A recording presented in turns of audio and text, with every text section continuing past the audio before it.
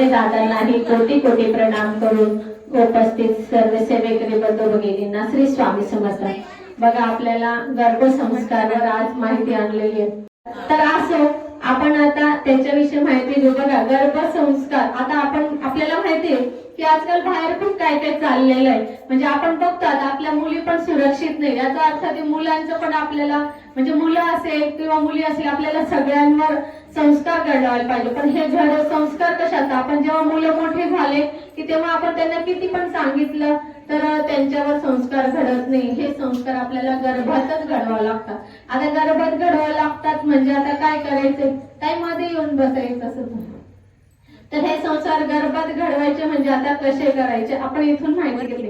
आता आपल्याला माहिती की तुम्ही म्हणाला आमचं काय काय झालंय ताई कालच म्हटले, पण जरी झालं तर आपल्याला पुढची पिढी आहे, आपले मुलं आहे, सुना आहे, त्यानंतर आपल्या मुली आहे, यांना सुद्धा आपल्याला मार्गदर्शन करता येईल. कारण की इतकी आजकाल याची गर्भसंस्काराची गरज आहे. तर आपण बघतोय आता गर्भसंस्कार कसे करायचे. बघा आता जेव्हा नवीन लग्न होतं आपण त्याच्यानंतर लगेच आपली सुरुवात होऊन जाते. आपल्या ह्याचीच सुरुवात होती. तर त्याच्यानंतर आपल्याला जेव्हा आता आजकाल मुलं मुली लगेच आपल्याला ते माहितीये गर्भ ठेवत नाही. काही ते वेळ देतात आणि वेळ दिले की त्यांना जेव्हा ठेवायचं असतं त्याच्या अगोदर त्यांना आपण काय सांगायचं, तुम्ही शरीराचे पंचकर्म करून घ्या. म्हणजे शरीर शुद्धीकरण करून घ्यायचं पहिले. शरीर शुद्धीकरण म्हणजे आता पंचकर्म असतं आपल्या आयुर्वेदामध्ये आहे ते करून घ्यायला सांगायचं. म्हणजे त्याला काही एवढं हे नसतं. शरीर शुद्ध झाले की मग आपल्या शरीरातले सगळे घाण निघून जात असते आणि मग जे काय आपल्या शरीरात घाण निघून गेली की आपल्या शरीरामध्ये जे काही बाळ जन्माला येणार किंवा जे काही बीज तयार होणार ते परिपक्व तयार होईल. म्हणजे जे काय आपण बघतो आता गर्भपात वगैरे ह्या गोष्टी होतात. तर जेव्हा आपण पंचकर्म वगैरे करतो ना तर बाळ जर परिपक्व किंवा ते गर्भ परिपक्व राहिला तर ह्या गोष्टी होत नाही. म्हणून आपल्याला पंचकर्म करून घेण्यास गरजेचं आहे. त्यानंतर तुम्हाला आणखी सांगते आता गर्भ ठेवायचं त्याच्या अगोदर पण काही असतात. आता ते आपलं जे गर्भसंस्कार ग्रंथ आहे त्याच्यात सर्व दिलेलं आहे की कधी काय ठेवायचं, कसं ठेवायचं, त्याच्या अगोदर आहार वगैरे असतो. म्हणजे आहार सुद्धा आपल्याला हे जे आहे ना सात्विक आहार घ्यायला लागतो. म्हणजे असे काही काय असतं आजकाल आहे ना मुलींना म्हणजे आता आपले का होत नाही. आता आपल्या मुली बघा आता त्यांना आहे ना फास्ट फूड जास्त आवडते. फास्ट फूड मुळे ना गर्भ राहण्यावर परिणाम होत असतो. म्हणून शक्यतो ते कमी खायचंय, शक्यतो कमी खायचे. पण आपल्या म्हणजे कमी खाल्ल्याने शरीर चांगलं राहतं आणि गर्भ पण चांगला तयार होतो. तर ते कमीच खायचं आहे ते. त्यानंतर आता गर्भ ठेवण्याच्या अगोदर काही आपल्याला गर्भसंस्कार ग्रंथामध्ये दिलेलं आहे, तिथी दिलेलं आहे. त्यानंतर काही आपल्या तारखा दिलेल्या आहे जास्त आपल्याला म्हणजे शक्यतो आता तुम्ही डॉक्टरकडे पण गेल्यावर डॉक्टर पण तुम्हाला तेच सांगते की प्रेग्नन्सी नंतर अशी काही 15-16 दिवसापर्यंत हे ठेवायचे, संबंध ठेवायचे असं सांगतात किंवा त्यावेळेस आपला गर्भ चांगला राहतो. तर नंतर नाही सांगत असं डॉक्टर सुद्धा तुम्हाला सांगतात. आणि हे सुद्धा आपण डॉक्टरांच्या सल्ल्याने, हे सगळं शास्त्रीय आहे, आयुर्वेद आहे. याचं काही मागे असं काही अध्यात्म म्हणण्यापेक्षा असं अंधश्रद्धा असं काही कुठलं नाही तर तुम्ही म्हणाल साळवे काही सांगते म्हणजे हे देवाचं तर असतंच, परंतु ते आयुर्वेदाचा हा विभाग आहे. आणि गर्भसंस्कार हे सुद्धा खूप महत्वाचं आहे. आता गर्भ ते झालं आपलं पंचकर्म वगैरे केलं तर आपल्याला गर्भ राहिल्यानंतर बघा पहिल्या महिन्यापासून आपल्याला त्याची खूप काळजी घ्यायला लागते. आजकाल पहिल्यासारखं शरीर राहिलं नाही. पहिल्या महिला काय म्हणायचे, आम्ही तर काय कुठे राहायचं, काही व्हायचं, आम्हाला तर काहीच होत नव्हतं. आपल्या सासवा पण आपल्याला बोलायच्या की आम्हाला कधी राहिलं कुठे झालं काहीच नाही, तुमचे इतके सोय. तर त्यावेळेचं अन्न पण सात्विक होतं. आता सात्विक अन्न नाही. आपल्याला सगळ्यांना माहिती की सगळं म्हणजे केमिकलचं अन्न आहे. त्यामुळे आपल्याला अजिबात सकत नाही, आपल्या शरीरामध्ये ताकद नाहीये. म्हणून आपल्याला त्याची काही शक्ती नाही. म्हणून आपण बाळा तिच्या बोट जाईल. जेव्हा आपल्याला गर्भ राहतो की आपल्याला ती काळजी घ्यावी लागते. बाळाची काळजी घ्यावी लागते, आपली स्वतःची काळजी घ्यावी लागते. जेव्हा तुम्ही म्हणून आपण डॉक्टरकडे जाऊन पहिल्या महिन्यापासून औषधं घेतो. तसंच आपल्याला औषधं घेतो, परंतु त्याच्याबरोबर काही संस्कार पण करायचे आपल्या बाळावर.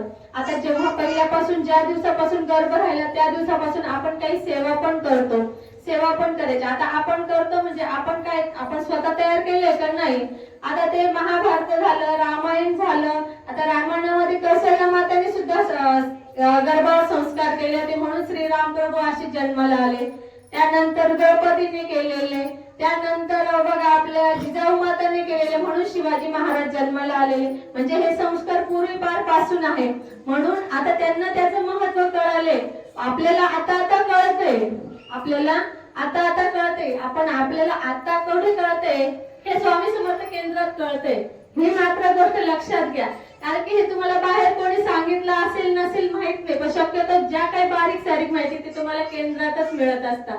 हे तुम्ही पण मान्य केलेलं आहे. मी तर सांगत असते नेहमी, कारण की बाहेर अशा बारीक सारीक कोणीही सांगत नाही. म्हणून आपल्याला केंद्रात येणं खूप गरजेचं आहे. केंद्रात जो व्यक्ती येतो, जी महिला येते, तिला जेवढं ज्ञान असतं ना ते बाहेर कोणाला नसतं. ती जे बाहेर ज्ञान देते तेव्हा तिला असं समजतं की ही बाई खूप हुशार आहे, कारण की हिला सगळं ही केंद्रात जाते, हिला केंद्रात सगळं माहिती देतात. तर ह्या गोष्टी असतात. म्हणून आपल्याला गर्भावर जन्म म्हणजे गर्भ राहिल्यापासून आपल्याला गर्भावर काही संस्कार करायचे. तर संस्कार करायचे म्हणजे काय, सुरुवातीपासून आपल्याला काही स्तोत्र मंत्र पठण करायचे असतात. आता जेव्हा माझ्याकडे प्रश्नोत्तरासाठी काय येतं तर तेव्हा आपण पहिलेच लगेच सांगतो रामरक्षा वाचा, प्रज्ञावर्धन स्तोत्र वाचा. प्रज्ञावर्धन स्तोत्र वाचल्याने बाळाची बुद्धी शार्प होत असते. त्या म्हणजे जे काय मेंदूचा विकास होतो. प्रज्ञावर्धन हे कसं एक स्मरण शक्तीसाठी आहे. आपण जे शाळेत जाणारे मुलं आहे ना त्यांना सुद्धा प्रज्ञावर्धन स्तोत्राची सेवा देतो की औदुंबराच्या झाडाखाली प्रज्ञावर्धन स्तोत्र 28 दिवस जर 28 वेळा वाचलं ती आपली कमीत कमी जे मुलं 60% मार्क परीक्षेत पाडत असेल ना तर ते 90% 80% तर सहज पाडतात. हा आमचा पावलीचा अनुभव आहे. म्हणून प्रज्ञावर्धन स्तोत्र जर आपण बाळ जेव्हा गर्भात आहे तेव्हाच वाचलं तर आपलं बाळ एकदम शार्प आणि हुशार जन्माला येतं. त्यानंतर गणपती अथर्वशीर्ष. आता गणपती आपल्याला माहिती आहे गणपती बुद्धीची देवता आहे. म्हणून आपल्याला गणपती अथर्वशीर्ष सुद्धा जेव्हा आपल्याला प्रेग्नन्सी राहिली तेव्हापासून तर डिलिव्हरी होईपर्यंत रोज वाचायचं गणपती अथर्वशीर्ष. रामरक्षा वाचायची. रामरक्षा वाचल्याने काय होतं, आपल्या बाळाचे शरीर आहे ना दष्टपुष्ट होतं. म्हणजे अवयव सगळे हाडं अवयव असं दष्टपुष्ट होत असतं. बाळ आपलं जसं म्हणतात आपल्याला गुटगुटीत पाहिजे बाळ, असं बाळ जन्माला येत असतं. म्हणून आपल्याला रामरक्षा हे वाचणं खूप गरजेचं आहे. म्हणजे हा काही सेवा आहे, ह्या सेवा करायच्या असतात. आता तुम्हाला एक माहिती की जेव्हा आपण आपलं बाळ जेव्हा गर्भात असतं ना बाळाच्या मेंदूचा विकास हा 60% गर्भातच होत असतो. म्हणून आपल्याला हे सगळे सेवा करायची असते गर्भातच. तेव्हा आपल्या बाळाचा विकास 60% गर्भात होतो आणि त्यानंतरचे 20% विकास जो आपला वय वर्ष 8 पर्यंत होतो आणि उरलेले 20% विकास आपला मोठे होईपर्यंत होत असतो. म्हणून आपला जास्त विकास बाळाचा कधी होतो मेंदूचा 60% गर्भात असताना. म्हणून जेवढं काही तुम्हाला त्यावेळेला सेवा करता येईल तेवढी सेवा करायची असते. त्यानंतर सात्विक आहार घ्यायचा. सात्विक आहार म्हणजे नॉनव्हेज खायचं शक्यतो नाही. सात्विक आहार म्हणजे आपला भाजीपाला सगळं ते जे काय असतं ते शाकाहारी जास्त खायचं असतं. त्यानंतर तुम्हाला आणखी सांगते बाळा जेव्हा तुम्हाला राहतंय बाळ तर तुम्हाला त्या बाळासाठी चांगल्या गोष्टी फिलिंग करायच्या आहे. चांगल्या गोष्टी विचार करायच्या बाळाच्या की बाळा तू म्हणजे आमच्या घराचा कुलदीपक आहे, आमच्या घरात तू असं काही नाव कमवणार आहे, आमची तू काळजी घेणार आहे, आम्ही तुझी लाड करणार आहे. ह्या सगळ्या गोष्टी आपण जास्त ना असतं काय खरंच आहे खरंच तसं बोलायचं. आपण बाळाचे खरोखर असतं ते जेव्हा आपण बाळ म्हणजे असताना पोटावर हात ठेवून बाळाशी बोलायचं. एक तुम्ही आता ही आहे प्रेग्नंट हिने अनुभव घेऊ शकते. बघा तू आता काय करशील समजा उदाहरणार्थ आता तू पोटाला हात ठेवशील बाळा तू माझा लाडका आहे, माझ्या आजी म्हणजे तुझ्या आजोबांचा लाडका आहे तर बाळाची हालचाल लगेच जास्त जाणवते. अनुभव घ्यायचा. अनुभवाचे बोल इथं असे काहीच नाहीये त्याच्यात असे आम्ही अनुभवाचे बोल आणि हे सगळे. तर असं आपण जेव्हा बाळाशी बोलतो ना आपल्या गर्भावर असतं गर्भावर हात ठेवून आपण जेव्हा बाळाशी चांगल्या गोष्टी बोलतो ना त्यावेळेस बाळाची हालचाल ही जास्त प्रमाणात होत असते. हे तुम्ही अनुभवा. तर ह्या गोष्टी आपण जेवढं चांगलंच बोलायचं चांगलंच की तू आमचा लाडका आहे, तू आमच्या आजी आजोबांचा लाडका आहे, तू माझ्याशी माझा जीवाचा प्राण आहे, तुझ्या वडिलांशी तुझं नातं प्रेमाचं असणार आहे, माझं तुझ्याशी नातं प्रेमाचं असणार आहे आणि तू आमच्या घराचा वंश आहे, तू आमच्या घराचं नाव कमवणार आहे. असं सगळ्या चांगल्या गोष्टी आपल्याला जे काही चांगलं वाटतं ना ते ते आपण बाळाशी बोलायचं आहे, कारण की तो त्या बाळाच्या मेंदूवर आहे ना त्याचा असर होत असतो आणि तसा तो आपला बाळ घडत असतो. बघा तसं आपलं बाळ घडत असतो आणि हे आपण नंतर आहे ना जन्म झाल्यानंतर आपण किती वळलं त्याला काही होत नाही. ते अगोदर जेवढं करू ना तेवढं तुमच्या बाळासाठी चांगलं आहे, तेवढं तुमच्यासाठी चांगलं आहे. आणि आता आपल्याला सगळ्यांना माहिती की गर्भसंस्काराची खूप गरज आहे, आजकाल खूप गरज आहे.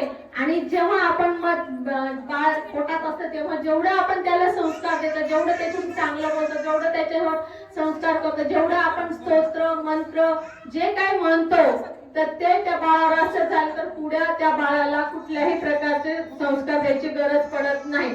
तो आपोआप चांगल्या मार्गाला लागत असतो. त्याच्या म्हणजे जे काही वाईट गोष्टी असतात ना त्याच्याने त्याला आवडत नाही. तो चांगल्या चांगल्या गोष्टीकडेच वळत असतो. म्हणजे ह्या गोष्टी ज्या असतात ना ह्या गोष्टी मग आपले बाळ करत नाही.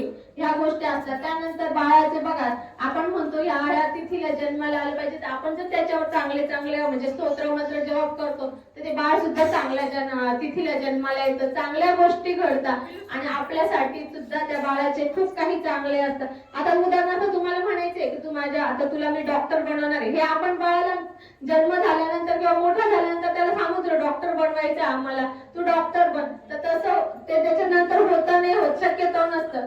मग ते तुम्ही गर्भातच सांगायचं तुला आम्हाला डॉक्टर बनवायचंय तर तू आपले डॉक्टर बनणार आहे, हा डॉक्टर बनणार आहे तू, किंवा तुला इंजिनियर बनवायचंय. ह्या गोष्टी आपण बाळाला गर्भात सांगायच्या. तेव्हा बाळाच्या त्या मेंदूवर त्या सगळ्या गोष्टींचा एक असं हे होतं, थर तयार होतो आणि त्यानुसार ते बाळाची वाढ होत असते. त्यानुसार ते बाळ आपल्याला म्हणजे पुढे आपल्याला काही सांगायची गरज पडत नाही. तुम्ही अनुभवा, मी स्वतः सुद्धा अनुभवते आहे. तर म्हणजे आता माझा तर खूप मोठा अनुभव आहे, तुम्हाला माझा अनुभव सांगितला तर खूप काही वेळ जाईल, परंतु आपल्याला सगळ्यांच्या याच्यानुसार सांगते. असं आपल्याला सगळं गर्भसंस्कारामध्ये आपल्याला ह्या सगळ्या गोष्टी घ्यायच्या आहेत. आता मागे आम्ही जेव्हा गर्भसंस्कारचं शिबिर घेतलं होतं ना बघा, त्यावेळेस 30 महिला होत्या. आता तो विषय तर खूप मोठा आणि तेव्हा आम्ही खूप मोठं हे घेतलं होतं, म्हणजे सेशन घेतलं होतं. जवळजवळ आम्ही 3 तास तेव्हा मार्गदर्शन दिलं होतं. त्याच्यातून तुम्हाला सांगते तर भरपूर महिलांनी अनुभव घेतला आणि एका ताईला तर 6 वर्षानंतर मुलगा झाला, म्हणजे 6 वर्ष त्यांना दिवस राहत नव्हते. त्यानंतर त्यांनी हे सगळं आम्ही त्यांना प्रशिक्षण दिलं, त्याच्यानंतर त्यांनी ते सगळे फॉलो केले. त्यानंतर गर्भसंस्कार ग्रंथ घेतला, त्याच्यानुसार त्यांनी सगळ्या ह्या गोष्टी फॉलो केल्या, तर त्यांना छानसा मुलगा झाला.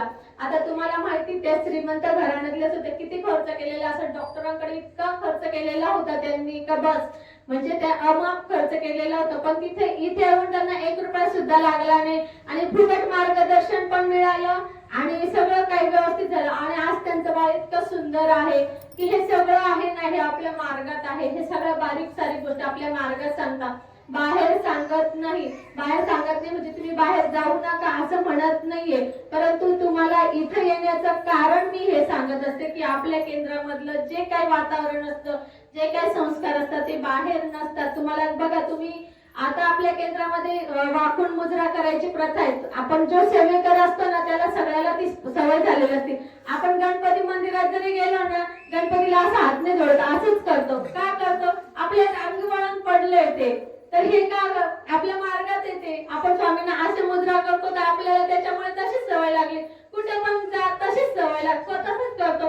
एक वेळेस माझं असं झालं तर याला आता प्रेताला सुद्धा आपण असं करतो, ते करते असं सुद्धा माझ्याकडून चुकून व्हायला लागलं होतं. लगेच माझ्या लक्षात आलं. तर इतकी म्हणजे आपल्या अंगवेळी सवय होऊन जाते. तर ही गती म्हणजे आपल्या मार्गात येऊन रोज केंद्रात येऊन होत असते. आता हे गर्भाचं झालं, गर्भाचं आपल्याला झालं. त्यानंतर आपल्याकडे बाल संस्कार सुद्धा असतो. बाल संस्कारात आता ह्या ज्या मुली आहे ना ह्या बाल संस्कारच्या मुली बघा किती सुंदर आरती म्हणतात. या बाल संस्कार मध्ये मुलींना म्हणजे मुलांना खूप काही शिकवल्या जातं.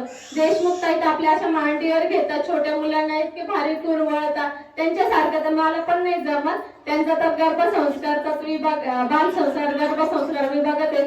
इतक्या छान छोट्या मुली असतात, मुलं असताना इतके भारी मांडीवर घेऊन त्यांना किती पण रडत मस्त बसतात आणि इतके छोटे मुलं छान पैकी. आता ही किती छोटी मुलगी ती बघा, ही आता ती स्वामीनी गेली, ही बाल संस्कारची मुलगी. आरतीत म्हणाल तुम्ही, वाचन म्हणा, आता तिचे स्पीड सुद्धा किती मला ओरडावं लागतं, हळू जितकं झालं तिचं कवास इतके तिचे तोंडी पाठ झालं, हे सगळं गर्भसंस्कारात शिकवतात. छोटे छोटे मुलं सगळ्यात पहिले आमच्या शेजारी राहायचा एक अथर्व म्हणून, तर त्याचं सांगते, त्याला तर आहे ना साधं काय असं बोलता येत नव्हतं. तो फक्त काय म्हणायचा, आम्हा आम्हा म्हणायचा, आम्हा आजा, एवढं दोन शब्द बोलायचा तो. आम्हा आजा काही येत नव्हतं. मी त्याला केंद्रात घेऊन यायची बालसंस्कारला, तर तो तुम्हाला खोटं नाही सांगत, पहिला तो गायत्री मंत्र शिकला तो मुलगा. केंद्रात यायला लागला ना, गायत्री मंत्र शिकला. नंतर काय शिकला, मस्त तो देशमुख ताईच्या मांडीवर बसायचा, बाकीचे बोलायचे मग नंतर तो खिडकीत उभं राहून आहे ना, ओम तत्सवितुर्वरेण्यम एवढा पहिला शिकला. ओम तत्सवितुर्वरेण्यम. तो थोडासा बोबडा बोलायचा, पण तो पहिला हा शब्द शिकला. म्हणजे बाल संस्कारामध्ये सुद्धा मुलांना किती काय काय शिकायला मिळत असतं. जे मुलं बाल संस्कारला येतात ना, त्यांना पुढे काही इथं सगळं सांगितलं जातं. आई वडिलांशी कसं वागायचं, मोठ्यांशी कसं वागायचं, आई वडिलांना म्हणजे नमस्कार करा, मोठ्यांना कसं बोला, कोणाला काय सांग, मदत किती करा, किंवा काय खेळा. शरीराचा सुद्धा इथे व्यायाम होतो. इथं सगळं शरीराचे सुद्धा जे काही शरीरावर मुलांच्या आरोग्यासाठी असतात, आणि त्याचा सगळा सिलेबस आहे. त्याचा सुद्धा एक ग्रंथ आहे आपल्या केंद्राच्या. त्या ग्रंथानुसार सगळ्या सिलेबस नुसार मुलांचा बाल संस्कारचा आपण घेतो, आणि त्यामुळे मुलं इतके हुशार होतात ना. जे मुलं बाल संस्कारला येतात ना, त्यांची अभ्यासाची सुद्धा क्षमता वाढते बघा, स्मरणशक्ती सुद्धा वाढते, कारण की इथं सगळे स्तोत्र मंत्र म्हणून घेतात. आणि एक तर आताच आपण बघा ती फेरी काढली होती, आठवत असेल, रॅली काढली होती. तिथे एक छोटी मुलगी होती, काय तिचं नाव मला पण नाही माहिती, खूप छोटी मुलगी होती, पहिल्यांदाच आली होती ती, म्हणजे मला असं वाटतं ती मुलगी ना, सगळ्या एवढ्या मुलांमध्ये सगळ्याच मुलांमध्ये तिचा आवाज मोठा असायचा. श्री स्वामी समर्थ, जय जय स्वामी समर्थ महाराज, श्री स्वामी समर्थ, जय जय स्वामी समर्थ. पहिल्यांदाच ती मुलगी केंद्रात आली होती, परंतु ती मुलगी घरी सुद्धा गेली ना, साऱ्या रस्त्याने ती म्हणतच जायची. याच्या अर्थ पहिल्यांदा सुद्धा केंद्रात आले ना मुलं, तरी त्यांच्या मनात आता तो शब्द आहे ना, त्या मुलीच्या मनात पक्का बसला, श्री स्वामी समर्थ, जय जय स्वामी समर्थ. माझी मुलगी सांगत होती, मम्मी एक छोटीशी मुलगी म्हणे तिकडे दिसली म्हणे मला, आणि रस्त्याने चालली होती म्हणे, ती अशीच बोलत होती. म्हटलं अगं ती, मग तिला मी फोटो दाखवला, ही मुलगी होती का? म्हणे हो म्हणे, ती मुलगी होती म्हणे तिकडे, आणि अशी म्हणत होती, श्री स्वामी समर्थ, जय जय स्वामी समर्थ महाराज, श्री स्वामी समर्थ, जय जय स्वामी समर्थ. म्हणजे त्या मुलीच्या आहे ना, तो शब्द इतका मनात भरला ना, ती कुठे पण जाणतो. आता बघा त्याच्यामुळे काय झालं, तिचा जप जास्तीत जास्त होतोय ना, म्हणजे तिच्या आता मनामध्ये ते फिट झालं स्वामी समर्थ मंत्र. आता तिला तेवढं तर यायला लागलं ना, म्हणजे ती एक दिवस आली तर तिची एवढी तरी तिच्या याच्यात हे झाली. म्हणजे बाल संस्कारामध्ये सुद्धा आपल्या मुलांना खूप काही शिकायला भेटतं. तो एक एक मंत्र एक एक वेळा म्हटलं ना, तर एक एक अवयवाचा विकास होतो, बुद्धीचा विकास होतो, शरीराचा विकास होत असतो. म्हणून बाल संस्कारला सुद्धा आपले मुलं केंद्रात पाठवणं खूप गरजेचं आहे. आता मध्ये जरा थोडस आपला गॅप पडला होता, परंतु आता रेग्युलर बाल संस्कार सुरू झालेला आहे. आपल्या मुलांना दर रविवारी 10:30 वाजता बाल संस्कारला पाठवत चला, म्हणजे आपल्या मुलांना ते शिकायला मिळेल. आपल्याला विशेष असे त्यांना संस्कार द्यायची गरज पडणार नाही. इथं सगळे संस्कार दिले जातात, इथं सगळं शिकवल्या जातात. आता ह्या घेतायत, सध्या मुळे ताई घेताय, देशमुख ताईचं कधी येणं होतं कधी नाही होत, पण सध्या मुळे ताई घेताय. परंतु इतकं छानपैकी असं मुलांना हे होतंय. तर मी जर असली ना, थोडेसे मुलं कंटाळा करतात, कारण की मी गेम वगैरे घेत नाही. मुलांना कसं असतं, त्यांच्यासारखं उड्या वगैरे मारायला लागतं, मग तेव्हा मुलांना आवडतं, आणि मला काय त्या उड्या मारायला जमत नाही. त्याच्यामुळे मी असली का थोडस मुलं कंटाळा करतात. मी म्हटलं का गेम खेळायचं का, मुलांना माहिती का मावशी बसतील आणि आम्हाला खेळायला लावतील, त्याच्या मुलं म्हणतात आम्ही घरी जातो. असं असतं. देशमुख ताई असेल ना, देशमुख ताई मग लगेच म्हणतात काही हे घ्यायचं का ते घ्यायचं का, कारण की ते त्यांच्या बरोबर खेळतात. तर असा फरक पण असतो. म्हणून आपल्या केंद्रामध्ये सुद्धा इतकं छान असं बाल संस्कार घेणाऱ्या सुद्धा छान देशमुख ताई आहेत, मुळे ताई आहे. त्यामुळे आपल्या मुलांचं इथं सुद्धा खूप काही असं छानपैकी मुलांचा विकास होईल, म्हणून बाल संस्कारला मुलांना अवश्य पाठवत जा. आणि ह्या आणखी सगळ्या गोष्टीहून आपल्या केंद्रामध्ये हा एक संस्कार सुद्धा आहे बघा. शिशु संस्कार म्हणजे जेव्हा बाळ आपल्या जन्माला आलं की त्याच्यानंतर त्याची कशी देखभाल करायची, त्याची काळजी काय घ्यायची, त्याला काय खायला द्यायचं, त्याची किती वेळा झोप झाली पाहिजे, त्याला किती वेळा दूध द्यायला पाहिजे, त्याला काय म्हणजे त्याचे त्याला कुठले वस्त्र घालायला पाहिजे, ह्या सगळ्या गोष्टी ना शिशु संस्कार मध्ये असतात. त्यानंतर काय त्याचं स्तोत्र मंत्र म्हणायची, ह्या सगळ्या गोष्टी शिशु संस्कार मध्ये असतात. तर हे सुद्धा आपल्या केंद्रामध्ये प्रशिक्षण मार्गदर्शन दिल्या जातं. जर आपल्यापैकी आता कोणी गर्भवती महिला असेल तर आपल्याकडे सोमवार आणि गुरुवार प्रश्नोत्तर विभाग पण असतो. अशा जर महिला असेल त्यांना जर काही असं मार्गदर्शन हवं असेल तर त्यांच्यासाठी म्हणजे पर्सनली सुद्धा आपण मार्गदर्शन करत असतो. आपल्याकडे त्यातल्या त्यात आपण जर आता जवळपास असेल की कुठे थोडं दूर जरी असेल तर आपण फिरायला लांब पर्यंत जात असतो बघा. आपल्याला वॉकिंग पाहिजे असतं तर तेच फिरण्यापेक्षा आपण जर केंद्रात आलं तर आपलं वॉकिंग पण होईल आणि दुसरी गोष्ट आपल्याला इथे मार्गदर्शन पण मिळेल. म्हणून आपण जर म्हणजे रोज आरतीला आलं तर आरतीची सुद्धा एक इतकी मोठी सेवा आहे ना, तर त्या बाळाला त्या आरतीची सवय लागेल. आता आरतीची सवय लागेल, सगळ्या आरत्या वगैरे पाठ पण होते. तुम्हाला बाळ तुमचं बोलायला लागलं की तुमच्या बाळाला आरत्या यायला लगेच बघा. म्हणजे का की तुम्ही केंद्रात येत होते, आरतीला येत होत्या, तर तुमच्या बाळाला त्या सगळ्या आरतीची माहिती होती. ते बरोबर त्यांना शिकवायची गरज नाही पडत. असे काही असतं हे गर्भसंस्कार, बाल संस्कार, शिशु संस्कार, तर याचं प्रत्यक्ष मार्गदर्शन आपल्याला केंद्रामध्ये मिळत असतं. तर त्यासाठी आपण अशा महिला असेल तर केंद्रात येत चला, आपल्या मुलांना बाल संस्कारला पाठवत चला. ह्या सगळ्या गोष्टी तुम्हाला इथे शिकायला भेटेल आणि ह्या गोष्टी तुम्ही बाहेर जाऊन पण सांगा. आता तुम्हाला जे इथं माहित झालं ते तुम्ही बाहेर पण सांगायचं, कारण की कसं आहे आपल्यामुळे आणखी दुसऱ्या महिलेला पण कळालं ना की तिचं पण एक म्हणजे तिचं बाळ चांगलं जन्माला आलं तर तिचं पण एक चांगलंच होईल ना, तिच्या पण आत्म्याचा एक आपल्याला आशीर्वादच मिळेल. बाई ह्या बाईने मला सांगितलं म्हणून मी केंद्रात गेली, हे मार्गदर्शन घेतलं, आज माझं बाळ असं आहे, छान आहे, मला पाहिजे तसं बाळ आहे, हे सगळं तिला पण वाटेल तर तिचा आत्मा आपल्याला आशीर्वाद देईल. म्हणून आपण बाल संस्कार मुलांना पाठवत चला आणि ह्या सगळ्या गोष्टी आता ज्या आपण सांगितलं त्या फॉलो करा. तसं अजून देशमुख काही एक दिवशी येणारच आहे, त्या आणखी तुम्हाला पुढचं सांगतील, कारण की ते खूप गर्भसंस्कार हा मोठा विषय आहे, त्याच्यातून तुम्हाला खूप काही माहिती घेता येईल. कारण की 10-15 मिनिटात अगदी थोडीशी काय म्हणतात ना एक झलक म्हणता येईल, झलकच देता येऊ शकते, मोठी माहिती देता येऊ शकत नाही. परंतु ही माहितीसाठी जर आपल्याला हे असेल तर आपण इथे पुन्हा एकदा शिबिर असं खास ठेवू. पण जर तुमची सगळ्यांची तयारी असेल ना तर 2-3 तास तरी आपल्याला ते लागत असतं. आणि बघा आपलं आता नाशिक वरून महिला येतात, नांदगाव, चांदवड अशा सगळ्याकडच्या महिला गर्भसंस्कार शिबिर प्रशिक्षण देण्यासाठी येतात. हो हो, त्यांना प्रसाद द्या, जाऊ शकतात त्यांना. त्या अशा येतात त्या महिला इतक्या लांबून येतात बिचारा, तर आपल्याला फक्त घेण्याचं असतं. आपण घेण्याच्या तयारीत ठेवा, द्यायला खूप काही आहे, आपल्या मार्गात द्यायला खूप आहे, फक्त आपली घेण्याची तयारी असावी तर इतकं मिळेल ना तुम्हाला, भरभरून मिळेल. तर अशी आपली स्वामींची सेवा आहे. असो झालेली सेवा स्वामींच्या चरणी अर्पण करू. जे बरोबर असेल ते स्वामींचं असेल, जे चुकलं असेल ते माझं असेल आणि आधी तेच थांबते. श्री स्वामी समर्थ.